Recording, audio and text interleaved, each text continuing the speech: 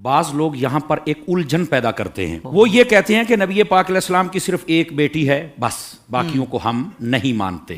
تو میں نے کہا جناب اگر اصول کافی پڑھ لیتے تو یہی کافی ہو جاتا۔ حقیقت حال یہ ہے کہ حضرت سیدہ خدیجۃ الکبریٰ رضی اللہ تعالی عنہا آپ کے دو نکاح پہلے ہوئے تھے۔ پہلا عتیق نامی شخص سے ہوا تھا، اس سے بیٹی تھی جس کا نام تھا ہندہ۔ پھر آپ کا نکاح ہوا ابن زرارہ نامی شخص کے ساتھ، اس کے ساتھ جب نکاح ہوا تو اس سے آپ کو اللہ رب العزت نے پھر دو بیٹے عطا فرمائے، ایک کا نام ہند اور دوسرے کا نام حالہ تھا۔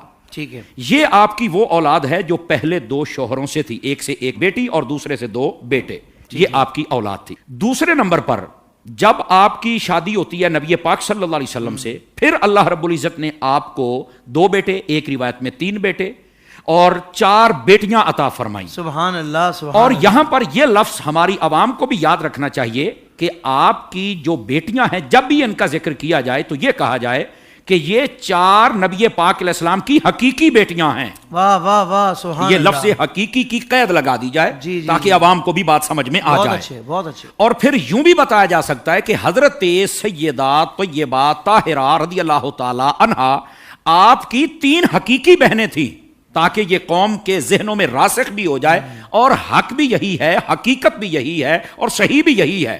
اپنے پرائے سب نے لکھا ہے، واہ واہ، چھپانے والے نہ جانے کس مقصد کے تحت چھپاتے، ہماری سمجھ سے بات بالا تر ہے۔ نبی پاک صلی اللہ علیہ وسلم آپ کی یہ مبارک بیوی ام المومنین حضرت خدیجہ رضی اللہ تعالی عنہا، آپ نے ہر مشکل سے مشکل وقت میں نبی پاک علیہ السلام کا ساتھ دیا۔ اس بات کا اظہار نبی پاک علیہ السلام کی بیٹی حضرت سیدہ زینب رضی اللہ تعالی عنہ آپ کو دیکھیں، حضرت رقیہ آپ کو دیکھیں، حضرت ام کلثوم آپ کو دیکھیں، یہ ساری نبی پاک علیہ السلام کی حیات طیبہ میں پردہ فرما گئی تھی۔ جب آپ پردہ فرماتی تو آقا کریم علیہ السلام فرماتے تھے بناتی خیر بناتی، آپ فرماتے لوگوں یہ میری بیٹیاں بہترین میری بیٹیاں ہیں۔ واہ واہ واہ۔ اور یہ بھی فرمایا کرتے تھے میرے ساتھ انہوں نے بھی بڑی بڑی مصیبتوں کا سامنا کیا ہے، اس اولاد پر میرے ماں باپ قربان، اللہ ان سب نے نبی پاک علیہ السلام کے سامنے جب بھی آئے تو مسکرا کر ہی دکھایا ہے اللہ، اور حوصلہ ہی دیا ہے اپنے بابا جان کو۔